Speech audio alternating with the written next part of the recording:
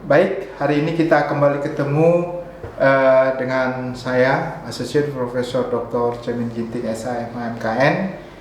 Hari ini topik kita akan membahas tentang tindak pidana korupsi yang terkait dengan suap menyuap. Nah, kita ketahui bahwa banyak sekali sekarang kasus-kasus OTT yang tertangkap tangan karena kasus suap menyuap. Apa yang dimaksud suap menyuap tersebut? Dan bagaimana ketentuan undang-undang tindak pidana korupsi mengatur tentang suap menyuap tersebut? Nah, di konteks tindak pidana korupsi di negara common law ini disebut sebagai bribery, yang penyuapan. Ini sebenarnya inti daripada tindak pidana korupsi.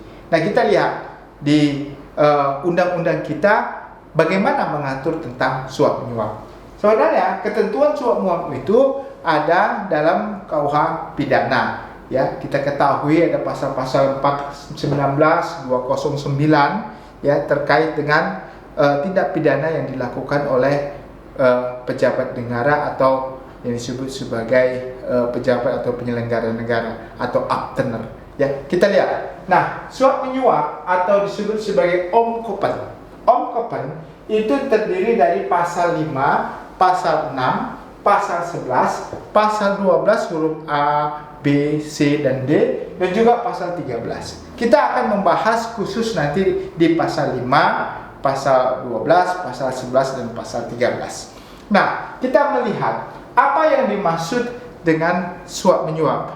Pasal 5 menyatakan bahwasannya memberi seseorang barang siapa atau setiap orang, ya, setiap orang yang memberi atau menjanjikan sesuatu, ya, di sini kita memberi atau menjanjikan sesuatu, ya, kepada penyelenggara negara atau kepada pegawai negeri, ya, dengan maksud supaya apa? Supaya orang itu berbuat atau tidak berbuat sesuatu sesuai dengan apa yang diinginkannya.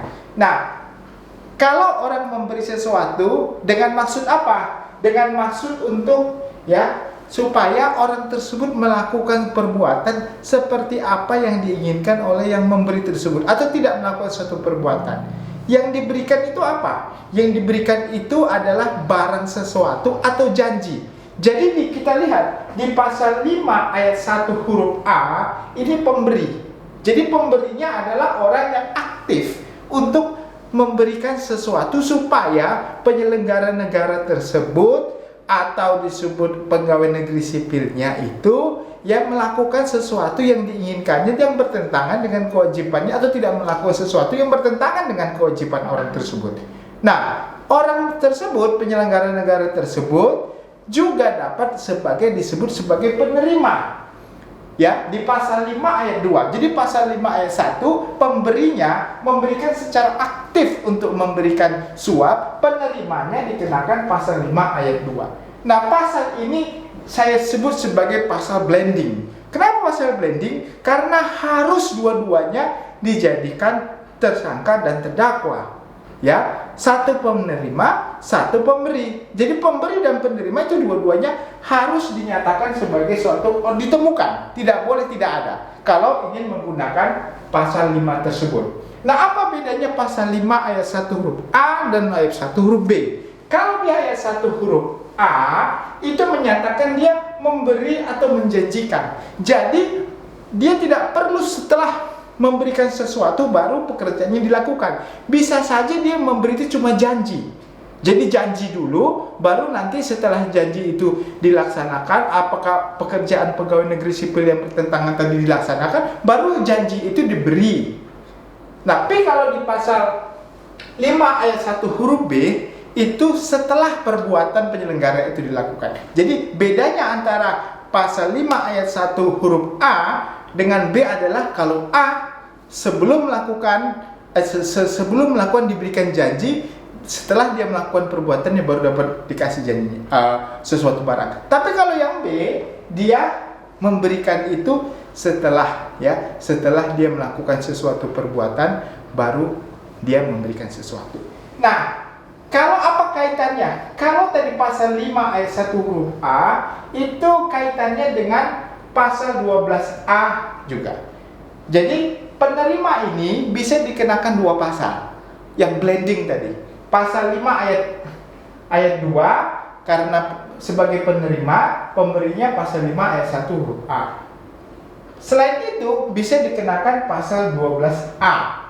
Ya, jadi ini lebih berat karena hukumannya lebih berat pasal 12A, pasal 12B. Jadi pasal 12A kalau dia penyelenggaranya tadi menerima, ya, sebelum melakukan sesuatu dia menerima, itu pasal 12A. Kalau yang B, setelah melakukan sesuatu baru dia menerima.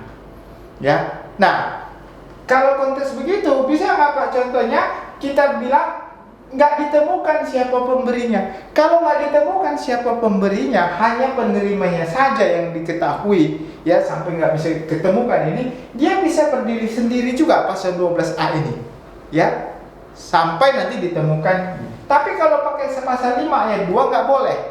Ya, pasal 5 ayat 2 harus bersama-sama dengan pasal 5 ayat 1. Tapi kalau menggunakan pasal 12A atau pasal 12B, ini bisa.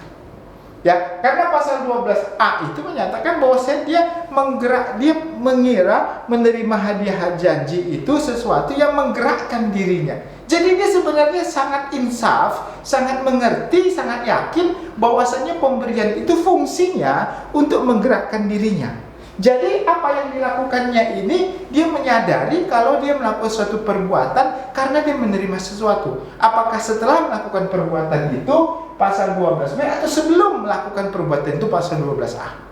Jadi sama-sama. Nah, bedanya memang hanya hukumannya saja. Kalau di pasal 12A itu pasal 12 hukumannya minimum 4 tahun dan maksimum 20 tahun. Sedangkan pasal 5 itu hukumannya berbeda juga dalam ketentuannya itu. Jadi sangat berbeda. Nah, kalau kita lihat lagi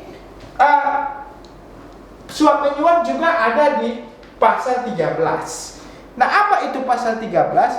Kita lihat pasal 13 memberi hadiah dan janji dengan mengingat kekuasaan wewenang kedudukannya atau yang menganggap melekat dalam jabatannya. Nah, kalau kita lihat di pasal ini, pasal 13 ini adalah pasal pemberinya siapa? Pemberinya aktif.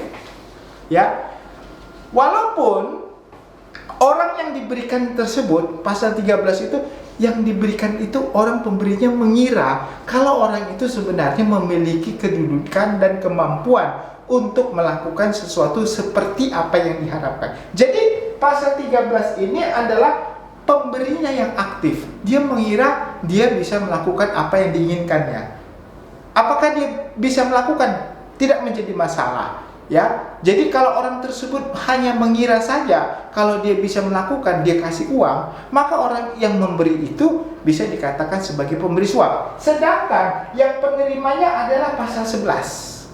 Jadi pasal 11 ini boleh saja orang tersebut tidak melakukan apa yang diharapkan oleh pemberi yang pasal 13 tadi. Tapi dipidana juga. Kenapa? Karena dia menerima pemberian tersebut sebagai bentuk suap, walaupun sebenarnya dia tidak melakukan seperti apa yang diinginkan, tapi harusnya dia tidak boleh menerima.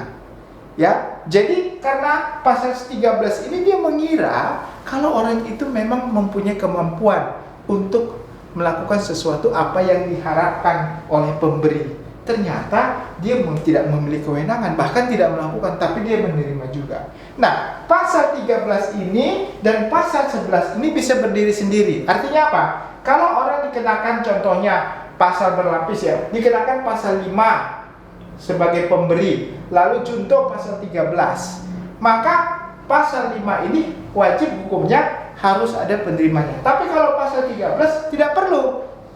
Ya, jadi penerimanya di pasal 11 juga tidak ada, nggak apa-apa. Yang penting dia sudah pada saat memberikan tersebut, ya, dia dikenakan pasal 13 tersebut sebagai suatu bentuk suap.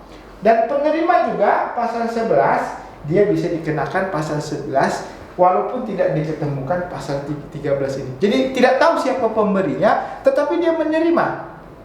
Nah, kita banyak kasus-kasus yang kita lihat, ada penyelenggara negara yang anggota dewan contohnya atau siapapun itu yang menerima tapi tidak tahu siapa pemberi, tapi dia dipidana.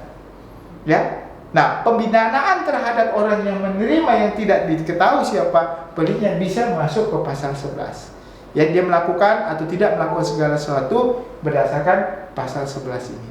Nah, jadi konteks suap menyuap khusus untuk setiap orang ya yang melakukan suatu pemberian kepada orang tertentu atau penyelenggara negara.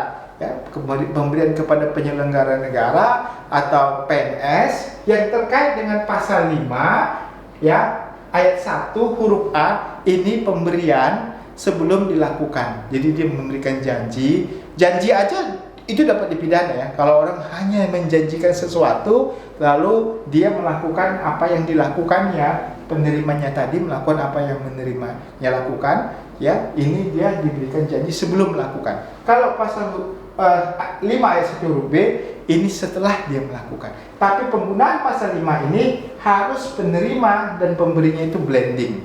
Dua-duanya harus ada.